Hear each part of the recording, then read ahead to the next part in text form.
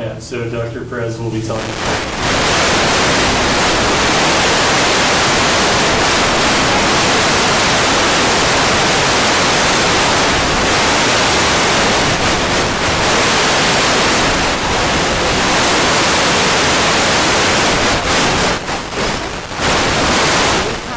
Here in Austin, and in the 1616 Guadalupe building in the information science.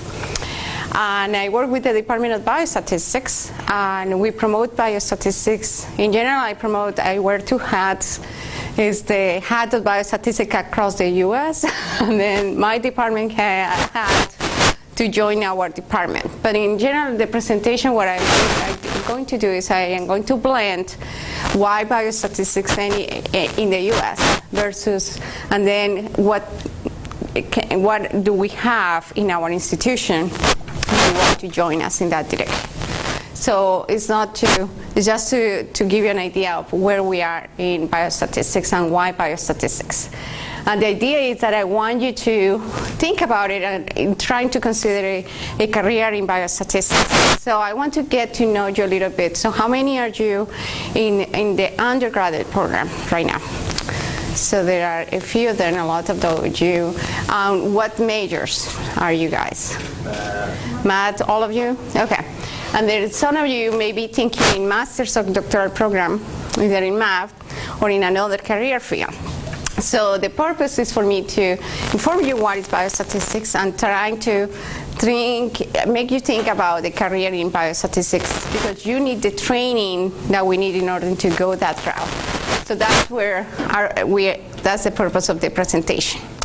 So what is biostatistics? So it's basically how I explain it to my mom so that she doesn't get a headache. It's mathematics in biostatistics, which is bio is in health, in anything that is alive. So it could be human beings, it could be agriculture, plants that are alive, or there is also any animal that is in there. But the main thing that we're doing in biostatistics, especially in the US, is applied to human beings. So it's either in odontology, nursing, medicine, genetics, anything that is related to human beings.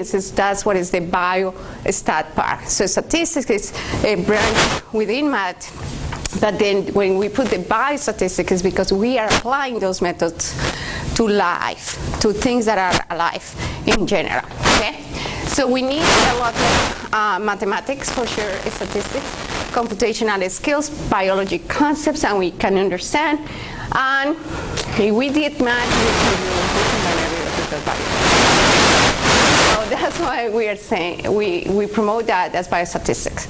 So biostatistics handles a lot of the information, analyze information to inform the human beings, and that's why the design and how do we apply those mathematical concepts within the health science is what is so important, because it makes an impact in the people that we help, right? In the past, there was a concept that it was biometry, and it was confused because of all the fingerprinters and all of that, and how all the CSI movies comes on, and how to determine any information about any possible crime. It was related to DNA or fingerprinting. So it started by the term biometry, but it got translated into biostatistics because it's a range of topics in biology in terms of anything that is alive, right? So that's what we are going to basically connect. So what's the difference between statistics and biostatistics? So in statistics, you can apply those techniques, but usually those techniques are not restricted to things that are alive. So light bulbs or computers or industry or quality control, then those are not elements that are within the bio-alive situation. So that's why it's a separation between statistics and biostatistics. Okay? So what do we do?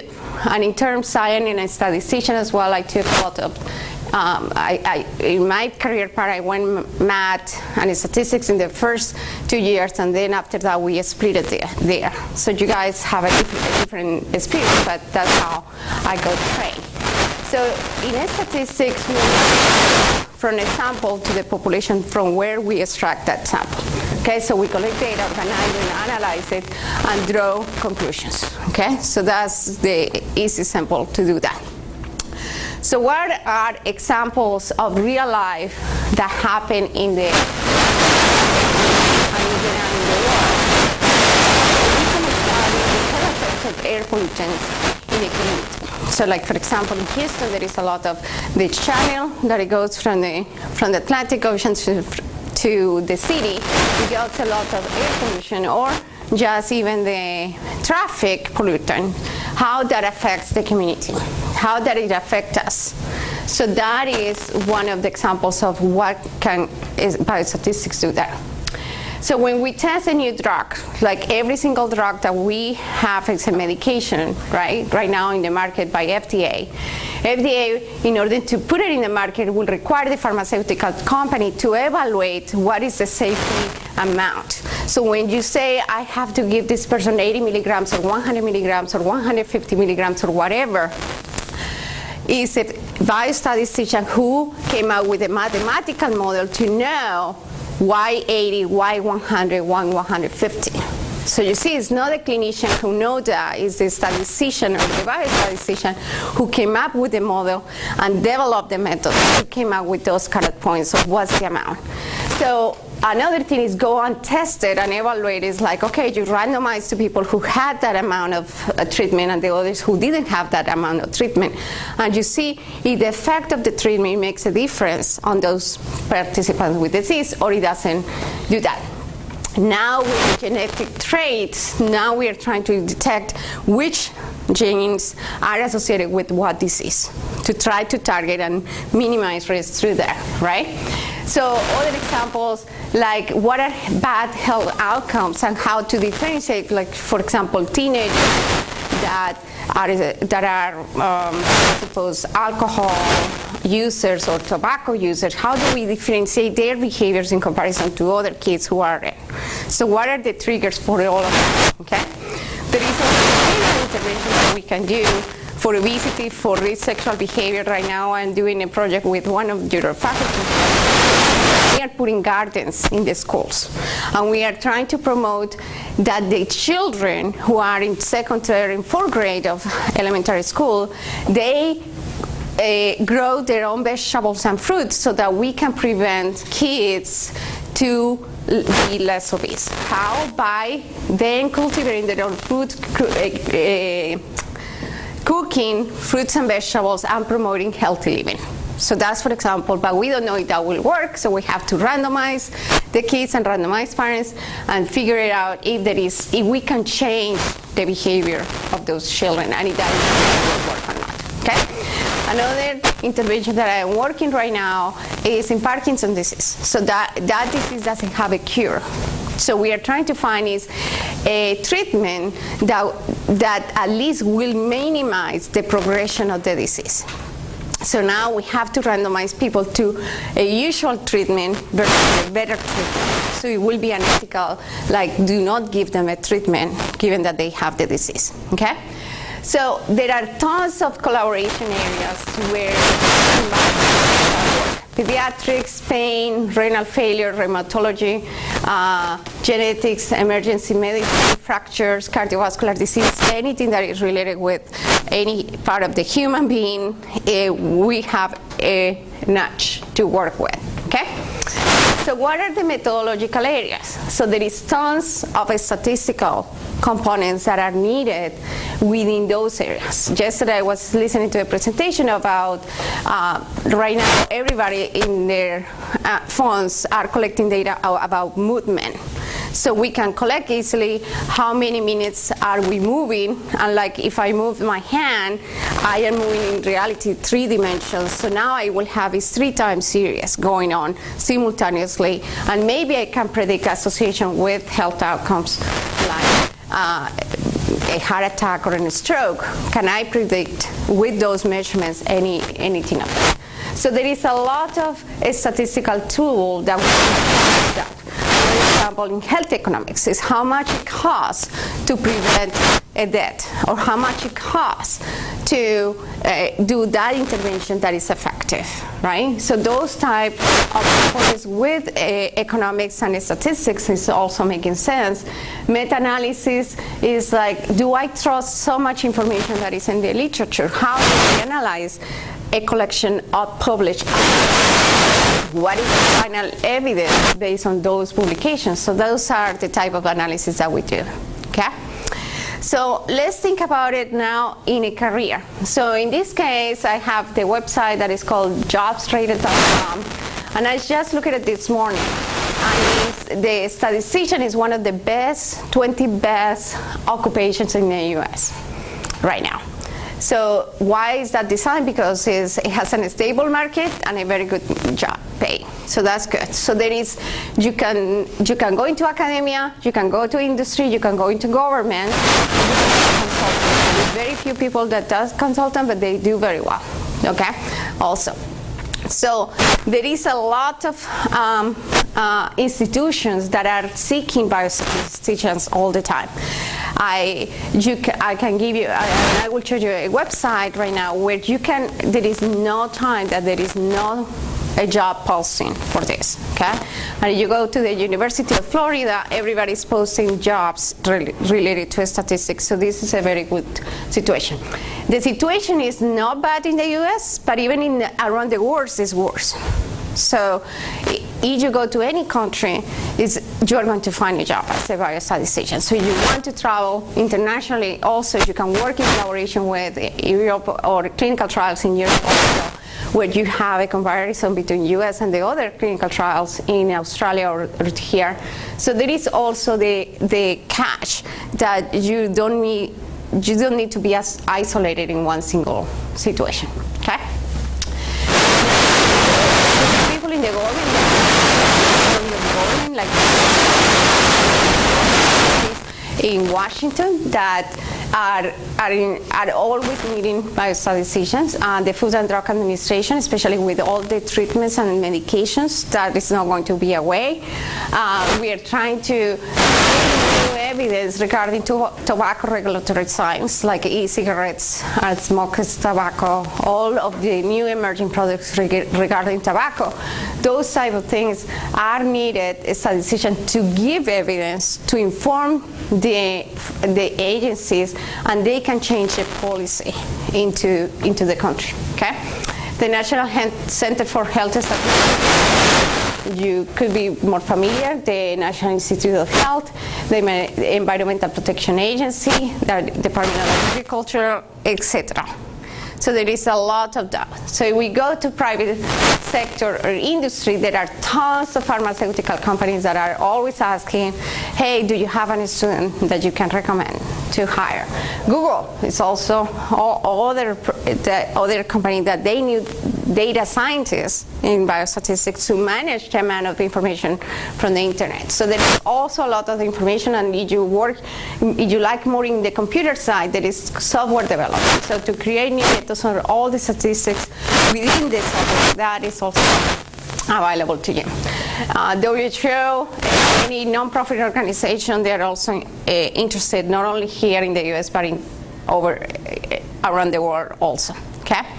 If you like academia, so then the world is included in colleges and secondary schools, and universities, in departments of mathematics, social science, economics, or you can go into academia within the research teaching institutions where they need also biostatisticians in high demand. So let's talk about, so we want to get closer to what we do. So this is a trajectory right now, and I have from 1995 through 2013, and then the last number that is on the chart is the last survey that was in 2014. So what is the starting salary if you got a doctoral degree in biostatistics? So the median is around $100,000, so to start. And then the 75 percentile is $100,000. 17. So that's not a bad beginning, right? So how do I become a biostatistician? What skills do I need? So we need math. That's why we are here, okay? So that's a good thing. You need to understand math, statistics, and science in general. And problem-solving skills is a career that basically do analysis, but it's as a teamwork. It's not as an individual work. I need to collaborate with people that are positions that do not have to do about math, but that I am willing to learn about this topic, and they're willing to help me out to understand so that I can help them to solve their problems. So this is an isolation, but no isolation, because you should be able to communicate verbally and in writing with people who are not mathematicians, who don't have the training in any math. They never took in an algebra, right? So that's, and because we have a major in mathematics. That is something that is below also, but those skills are needed there, okay? So how do I prepare the journey from my undergraduate degree to a doctoral degree if I want to go all the way? So what do we need? Calculus, as much as you can, the most you take the great degrees. Linear algebra is a requirement across any program in the US or anywhere in the world. So computing programming skills, statistics, if you take it, that's a plus. If not, you are good. And real analysis and advanced calculus is desirable, but it's not mandatory in any of those, okay? What do you need to take? The GRE, that's required. And then if you don't have there is a college called right now by Harvard University, and those institutions, you apply right now from December to March, and then you can do a training during the summer. They'll train you what is biostatistics, and they will pay you. The only thing that they don't pay you is to travel, but they will pay you where to live, books, and the but they don't pay you to get there. So if you are interested, you can apply that, and we can talk about, I will show you where to find that information. There is another conference that is the Inner Diversity Conference, and this is a website. Basically, right now you register. The conference is this March here in Austin. So you can attend also that conference, and it's free. You get a free lunch. It's a Sunday, and you learn more about programs and network with people that likes statistics in there. There is also this Infinite Possibilities Conference where they promote that, and again, there is monies for you to attend if you apply for those funding, okay? So this is the summary of what is the summer training statistics, and the website is in the last row here. Basically, it is a T15 training program where the U.S. is investing money for you to attend this. The only caveat is that you have to be a U.S. citizen or permanent resident. If you are not, then we can talk about some other options for you.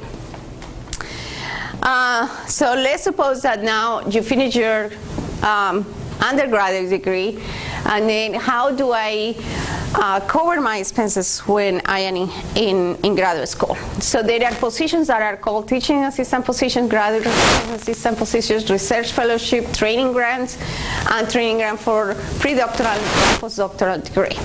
So usually you are familiar with the first three, because this is how you do work here. And also you are a TA or you are a GA for someone, right? But what I want to point out is the number 4. So the training grant for doctoral degrees is the U.S. government through the president have money separated only if you do a doctoral degree in biostatistics. So they are going to pay for you to take a class, to do a doctoral degree in biostatistics, okay? So those are called the T32 awards, and they are institutional or they could be individual. So you can apply as an individual and say, I want you to pay me to do my doctoral degree. And you can apply individually, or you can apply to one institution who has the doctoral programs, and then they will grant the monies. So one of those institutions is ours. So we have that training grant, and we are only 4 in the country who have it right now. But those monies are available through that National Institute of General Medical Sciences, okay? So what do I need in order to apply for those monies? Again, U.S. citizen or permanent residents, you have to be accepted into the PhD program. Master level is not sufficient. We need the doctors. We need you to become a doctor, so that's why the government says, yes, I can pay you, but only you do a doctoral degree. It's not enough the money, okay? You have to have a bachelor's, you have to finish your bachelor, right, to get there. And then you have to be full-time student, because the demand is so high in biostatisticians. The country is saying, yes, we're going to give you this money, but only you full-time work to that, because we need you out of here and graduating and helping us right now. So that's where the full-time is needed. Now, the only caveat is that you cannot take another position within the institution that you are there, okay? There are other biostatistical societies, and these are the websites of those societies that they can provide information, more summer programs and more employment opportunities around the world. The last one, the ASA, is the one that is American Statistical Association. They will show you every single program, every comparison between programs across all the U.S. So you can do a training program at the master level. Financial support for the master level. We have financial support for the doctoral level across the U.S. And usually what happens is you have to take at least 2 years of courses, then take a qualifying exam, either oral, written, or both. Like, for example, in our case, we use both. And then you have to do a dissertation, which is a thesis finishing up, and it takes another 2 years. So it will take you 4 years. So it's an investment of 3 to 4 years that you have to make before you can get into the market. But the payoff is really good. So you see, so it's like you are thinking in really being tied for 3 to 4 years, but at the end, the pay is, so that's the caveat there, okay? Now that I give you, and I just promoted the program, no matter where you are in the US. So I want to give you what do we have here in our institution, which is the Health Science Center at Houston. And basically is the largest medical center in the world where the training team comes from. And our School of Public Health is one of 6 schools within the system. We are located in 6 campuses, so that's why we have 1 campus here in Austin, Brownsville, Dallas, El Paso, and San Antonio. But the biostatistics program is only in Houston because the large number of faculty is there. There's only 1 here in Austin, but we have 23 faculty in Houston. And there is another faculty in Dallas and another faculty in San Antonio, okay? So we are one of the top schools of public health in the U.S., and we support 18 healthcare institutions and 6 supporting organizations like MD Anderson Cancer Center, Baylor College of Medicine, etc. So I have an office there and here, but the majority of the time I'm here working with people here in Austin, okay? So what kind of degrees we offer? So we offer a Master's of Public Health, which is called an MPH. Basically, it's a basic professional degree with a concentration in biostatistics. The second is a Master of Science, where you are required to take a statistical theory, methods, research design, and analysis, and it takes you 2 years to complete. And then you can do a minor in another field, like epidemiology or healthcare systems or behavioral interventions, okay?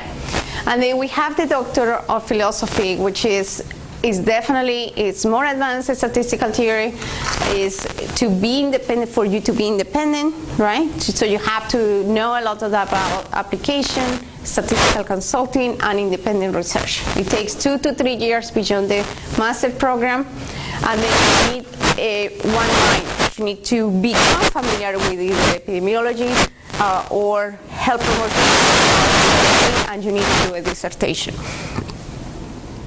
Okay, so what do we have? So these are some of the research that are currently working right now with us in our institution, okay? The most important one is usually the ones that are known, which is the Coordinating Center for Clinical Trials. So we have a center that runs the clinical trials in the country. Like, for example, the clinical trials to evaluate the cardiovascular, the new we are the ones who run it. The Parkinson disease, we run it. So, for example, we are analyzing data that is coming from 45 institutions in clinical or hospitals in the US, but we, in our center, is who is the critical mass to analyze that data. So that is a very attractive thing, right? Early treatment of retinopathy of prematurity in babies is also that is happening a lot of in our institutions. So there is a lot of intervention trials and really valid data, and the Institute, the National Institute of Health is putting a lot of money to ensure that we're producing evidence to evaluate the treatments, right? So that's a So these are some of the faces of my co-workers that we work in the faculty, and if you want to look at each one of us and look at what we do, what projects do we do, then this is the website for that, okay? Computational resources. Well, the good thing is we are in the same system that you are with the UT Austin, so we get access to here to the TAC as well.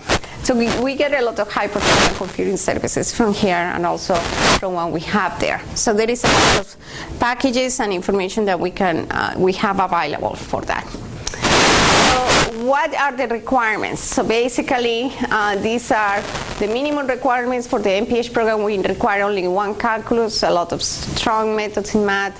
For the MS program, we need at least 3.0 average in the GPA, and then calculus and linear algebra. The main one is linear algebra, because we know that in order to take the linear algebra, you took some calculus as well, okay? In the PhD program, we have two options. So either you can enter after getting an MS degree, or straight from your bachelor. So we have those two options, okay? But it takes, of course, so if you come with a college degree, it will take you 3 to 4 years. If you come with a master's, it will take you 3 years only, right? So it will take you 2 years more, after the master's. So it depends on where are you, so that's why like the direct admission is a little bit extra time that if you come with a master's program, okay? So we want calculus and we want linear algebra. That's basically what we are looking at. And multivariable calculus is what we want. GRE, what do we want? So we want verbal and quantitative. Of course, is the largest percentile. So we have the preferred score. That doesn't mean that it's mandatory, but it's what we prefer, okay? If you are an international student, we need a TOEFL of greater than 86. And the deadline is March 1st right now. We just passed the deadline 2 days ago for the incoming fall. In December 1 was the deadline for those who want to apply for new students scholarship, which is different than what I'm talking about with the training grant, because the new students scholarship is like if you are a new student and you got one of those new, then you get in-state tuition immediately, like what you happen here in UT Austin. So that's a good thing, okay?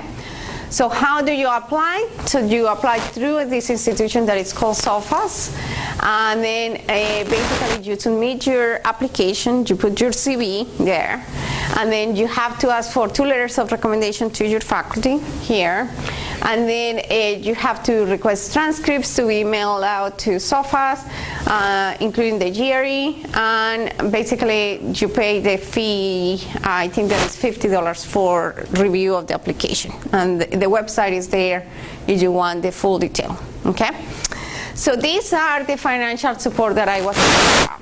So the government wants to pay you, but they don't pay well before you finish the degree. So it's only $22,920 per year. So plus the tuition. So the training grant pays the tuition plus pays you the stipend. So this is the stipend amount. So it's around $1,100 per month that is paid. You get the training grant. Then it pays for books, computer, insurance, and attending one scientific meeting. So it's only a travel for $300. It's a little amount, but it's something to go somewhere. The other, the Dean Scholarship Program, that's the one that I'm talking about. That's the top one, because if you win one of those scholarships, to pay the international one, and then you don't have to work for that semester in order to receive the in-state tuition. Then the teaching is $30,000 to $40,000 per year, and the research assistants are similar for that. Those some are needed for U.S. citizens and others for non-U.S. citizens. So that's why this is the only one. The training ground is the only one that requires to be a U.S. citizen or permanent resident to be there. Okay. So how much it costs this? So in our institution, we're one of the cheapest. I think that is I can say is the cheapest one in the U.S. to do a training in biostatistics, because it costs $5,500 for the 12 months, and that is like $300 per credit, or $800 if you're an international student. Okay. The only thing that is not included is the health insurance, which is around a different issue. Okay. So of course, if you go to, so if there is people coming from another state, they have to pay the out-of-state tuition. But if you get the competitive scholarship, even if it is $1,000, then you qualify to be as an in-state tuition. So it's a very good deal in Texas for that. The Texas law in that regard is good. Okay. So this is the phone number and the contact information for the Office of Student Affairs. And then if you want more information from our Department of Biostatistics, Stacy Will is the one who handles all the admissions in our program. Her phone number is there. But it is in your handouts. And then this is Dr. Tilly, who is the director right now in our department. And he loves clinical trial, Parkinson's disease, health disparities research, minority health, moving disorders, stroke. She's very well known, and she, of course, you will love to work with her if you join our program. So that's basically what I want you to invite you to join the venture of join us in this career path, if this looks like an interesting path to you. Okay? So this is the center for those of you who haven't been in Houston there. Okay? Any questions? Did I attract you or not? Did I fail in selling the biostat? So would you say that like most of the research is more of applied mathematics? Yeah, so for example, like something I'm very interested in is like diffusions, right? Which, in SDE, which, so like how much does that kind of stuff pop up in people's work in biostats? Because I know that, there's a lot of machinery, there's a lot of abstractness that goes into stating things and stuff like that. So I'm just curious. If you are working like with radiologists, you will, or like it will go there, right? So it depends on where did you get the data, and if that data it has the diffusion. So yes, there are fields with that, but then you have to really like that in order to go that field. Yes, that makes sense. Somehow, like you end up, like you sort of. So is it natural to pick like it's not like you want to work in this application to do it, but you like to find the application that uses them? Exactly. So like, for example, in my case, I love the fact of being able to evaluate what treatment is better than the other. So I like clinical trials, right? So, but I don't care the clinical trial. It could be in a stroke, it could be in cardiovascular disease, it could be in Parkinson. You just, you know the methods. So the only thing that it changes is the population. But once you know the math behind the disease is irrelevant a little bit. Does it make sense? Yeah, for sure. So that's why it's I really like this profession for that. And I don't lose my math skills. I work with, especially teaching, you also get more and more updated and all that, right? And the publications are the driving too, because we have to keep up with the literature. So it's not like we are updated and I learn it and I forget it, right? So that doesn't work. But there is tons of field. Like I was telling, the big data, right now there is a lot of big data coming out from the genetics components. And that is, I mean, everything is empty in the sense all the math here is like brand new, because genetics has started to collect the data like in less than 10 years.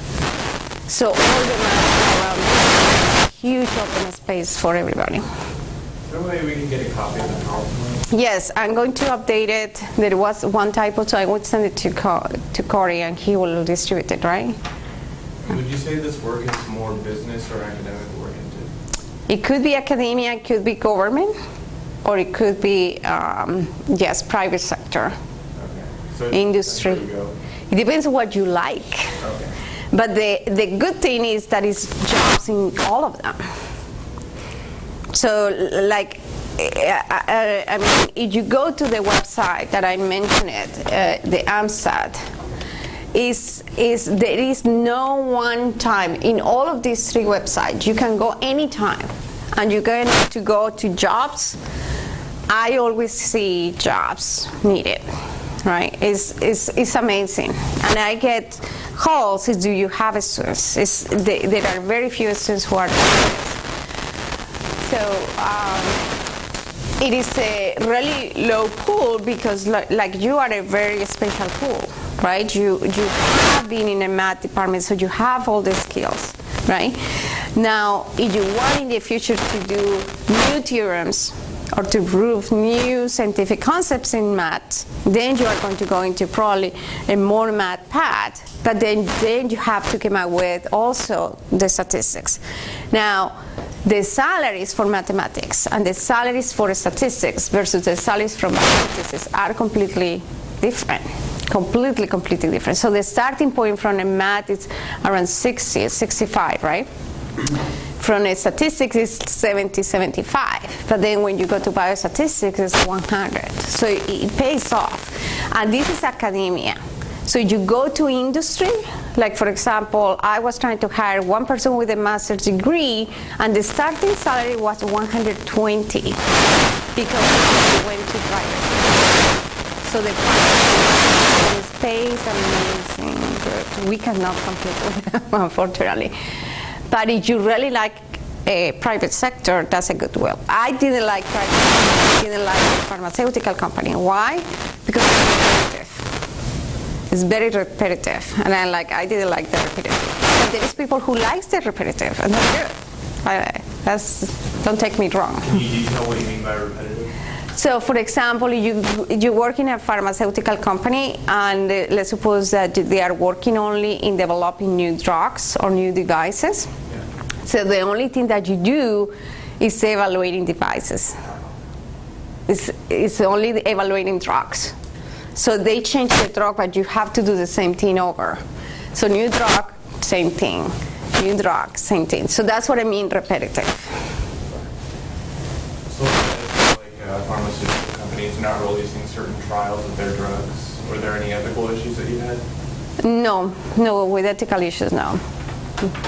No, the only, the good and the bad of being in this field is the only thing is challenging. Like when I was in graduate school, I did the program to evaluate if secondhand smoking was associated with the risk of cancer. As my a research project that I was working on. So I submit, I evaluated, I reproduce the results of the PI, and I reproduce the results of the paper. I graduated. 2 years later, the PI contacted me and said, hey, do you have the program? Do you remember the program that you did 2 years ago? I'm like, no, but what happened? So the tobacco company sued the fourth sentence in the US that they produced the report where it says, sorry, if you smoke, it's associated with cancer, and therefore they sued the tobacco company. The tobacco company didn't want that article to be distributed to the scientific community. So they went to the judge and requested the data and requested the program to prove that we did the wrong analysis. So the PI have to submit all the programs, and she was called by the judge to evaluate, hey, did you do the right analysis? Did you write the right protocol? Did you do any mistakes? All of this. And the PIs won, and that's why we have money from the tobacco companies, because that suit was against them, and they have to pay for those, for that association of secondhand smoking. But that's the only thing that is close to an ethical issue where you are questioning what you do. But if you did everything ethically, you don't have a problem. This is not a pharmaceutical problem. I don't have an issue with the pharmaceutical companies. FDA will control everything very well, so I don't have a problem with that. It's just the repetitiveness for me, that I didn't find it attractive. But that doesn't mean that someone else does. Okay? And government is a different, like working with the Census Bureau and trying to get estimators of health outcome or health statistics is really good. Mm-hmm. Any other questions? All right, let's thank the speaker. Thank you so much.